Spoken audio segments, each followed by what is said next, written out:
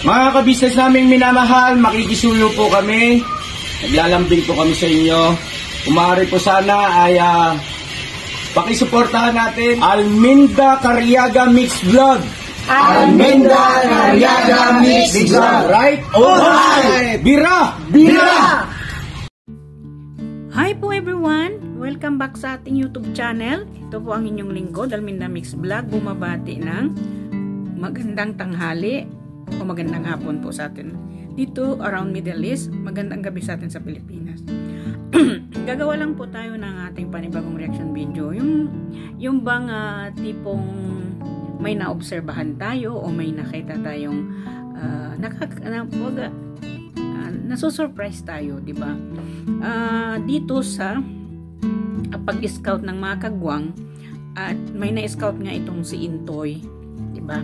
Nakita naman natin yung si Kuya Nelson at saka yung si Jenny na mag-asawang, yung lalaki galing taga Bicol daw, tapos yung babae ay kababayan ni Intoy. Sorry po, medyo nalingat ako. At ito nga ay nakikita natin na nag-scout sila dito, hindi ba mga kabisnes, mga kapapi. At kasama niya nga si Bay Papaya, si Boknoy. Sila ang nag-scout na ang nag-scout na ito. At pag binalikan nga nila ito at binigyan ng tulong, kahit counting tulong kahit papano, at ay nag-umpisa na itong si Intoy tumutulong, diba? So yan mga kabisnes, mga kapapi, pag hindi pa kayo nakasubscribe dyan sa aking munting bahay, pindot po ng subscribe button dyan at ng notification bell para updated tayo sa lahat ng aking mga nire-reaction ng video sa Kabisnes Official, Papa Dins TV at Kabisnes Family. So well, yun na nga, supportahan din natin yan, ano, mga kabisnes, mga kapapi, ang mag-amang kabisnes at Papa Dins TV. So yun nga tayo, naghanap nga sila ito, ano, na nagbabaka sakaling mayroon silang matutulungan, ma-scout baga. So naghanap nga ito sila dito sa bandang Bulacan. Yun nga ang nakilala nila Intoy, itong si Ate Jenny, hindi ko po ba nakalimutan ang pangalan ng kababayan ni Intoy, at si Nelson, yung kababayan naman ni Nika. Kumbaga pinagtagpo sila, natutulungan nila kalugar nila, no. So yun na nga tayo, napunta sila doon ang mga kagwang. Of course kasama ni Intoy si Nika, si Bay Papaya at saka si Buknoy official, di ba? Sila yung magkasama doon. So at ito nakikita natin, kumbaga ba, no, na parang bagamat hindi kalakihan ang natulong nila Intoy, syempre kaumpisa pa lang nila na tumulong sa kapwa, na yun naman talaga ang kanilang yun kay Intoy, yun talaga yung purpose nila o adhikain nila, na matuloy nila yung footstep ni kabisnes, no, yung bang they are going to follow the footstep of kabisnes na maging isang charity vlogger na tumutulong sa kapwa, diba? Na marami naman talaga tayong nakikita na needed talaga ng tulong, diba? So ayun, ito ang first pagbira ni Intoy sa mga kababayan natin. Oo nga, mayroon na rin siya itong first na unang pagtanggap nila ng sahod nila ay si kabisnes, ang family kabisnes ang una nilang priority na bahagian ng kanilang blessing. So by this time na unti-unti na silang nag-i-scout, di ba? Etong si Bay Papaya, si Intoy at saka si Boknoy, di ba? So dito nakita natin ang desididong pagtulong ng mag-asawang Intoy at Nika, di ba? At alam naman po natin na ang gaganda ng mga komento dito sa comment section nila, na dito kay Intoy at saka kay Nika, ano, dito sa pagbira nila, na sana ay tuloy-tuloy nila na yan, ano. Alam niyo kasi mga kabisnes, mga kapapi, ang isang charity vlogger, ang pagtulong ay hindi yun para bang basta-basta. Kasi kung wala ka naman talagang madudukot o pera na maitulong mo doon sa kapwa mong gusto mong tulungan, wala tayong magagawa doon, di ba? So dito sa pagtulong ni Intoy at saka pagtulong ni Intoy dito, ano yung bang pagbira niya dito sa mag-asawang ito, na talagang alam naman talaga natin na higit nangangailangan talaga itong mag-asawang ito dahil nga kapos din, hindi ba? At ay dinalhan nga nila ito ng isang tray na itlog at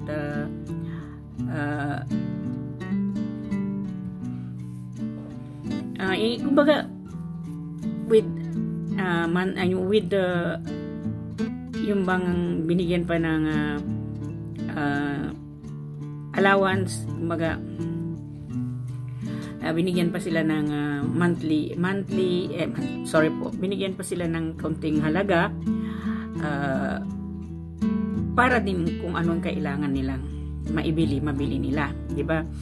So sa mga katulad nila, no, lahat naman tayo nangangarap tayo, no, kung isa kang content creator, kung isa kang nag-create for something, lahat naman talaga tayo na yan ang pinapangarap natin, yung makatulong tayo sa ating kapwa, di ba?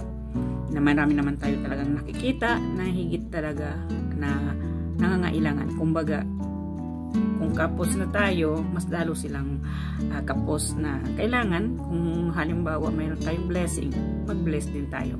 Mag-share tayo ng blessing natin, tulad na lang itong ginawa ni Intoy at saka ni Nika, no? Hindi ko naman sinasabing yung ibang kagwang ay hindi nag-share ng blessing nila. Nakita naman natin yan na mayroon din na nai-scout si Into si Boknoy, at mayroon din na nai-scout itong si Bakbay Papaya na matutulungan nila. Sa kaunting halaga, at least nakapag-share sila. Kumbaga, yung bang ano ni ka-business, yung footstep ni ka-business, binyapak ni ka-business, yun ang sinunod nila.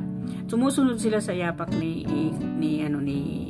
Mr. Ka-business, ano, na tanging yan ang nagturo sa kanila na kung paanong maging isang tulad niya, di ba?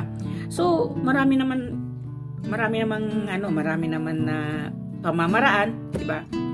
Yung pagtulong, halimbawa na lang, no, mayroon mga nagsasabing ay dahil nga isang vlogger ka, kasi dapat talaga kung makakita ka, itutulungan mo, di ba? Kasi hindi naman po porket nagbablog ka na sinasabing ay nagbablog siya pero hindi naman siya nakakatulong, di ba? Kumbaga, ang pagtulong, kung ano talaga yung nasa puso mo, ayun talaga ang gagawin mo na pagtulong sa tao, hindi ba? Hindi naman yung pwedeng sabihin nila na pag ano yung bang parang kailangan kang diktahan, di ba? Hoy, tumulong ka kasi may pera ka naman. Kung talagang yung ang nasa puso mo yung pagtulong, kung yun talaga kumbaga ang ano mo sa buhay, yung bang sinasabi nilang yung na-admire ka sa iba sa pagtutulong, na naging inspirasyon mo sila, di ba? Na yun din ang susundin mo kung ano yung na kumbaga yung bang naging inspirasyon mo yung tulad ni ka-business, naging inspirasyon mo yung tulad ng mga ibang charity vlogger natin na gusto mo ring tumulong tulad nila. So yun, at ay hindi ka mag-aatubili na hindi ka tutulong, kasi yun naman talaga ang adhikain mo, ang tumulong, di ba? Hindi naman sinasabi natin na porket ay magbablog ako, kailangan kong tumulong. This is only for my content. Ang pagtulong kasi, mag-camera ka man o wala, basta tumulong ka sa tao. Yun ang tunay na pagtulong, hindi ba? Dito sa mga ginagawa nila ka-business, ginagawa ng mga kaguang, ang pagtulong ay kinakamera nila, talagang yun naman talaga yung content nila, di ba? Doon sila kumukuha ng ipagtulong nila sa tao. Kumikita sila doon sa taong binablog nila, yun din yung pinagtulong nila sa ating mga kababayan.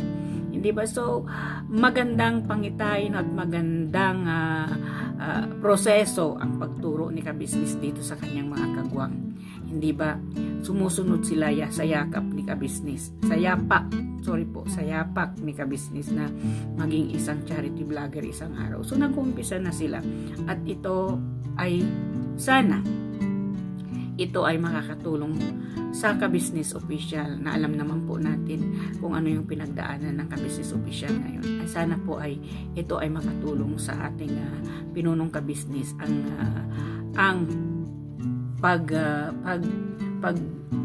pag-i-scout ng mga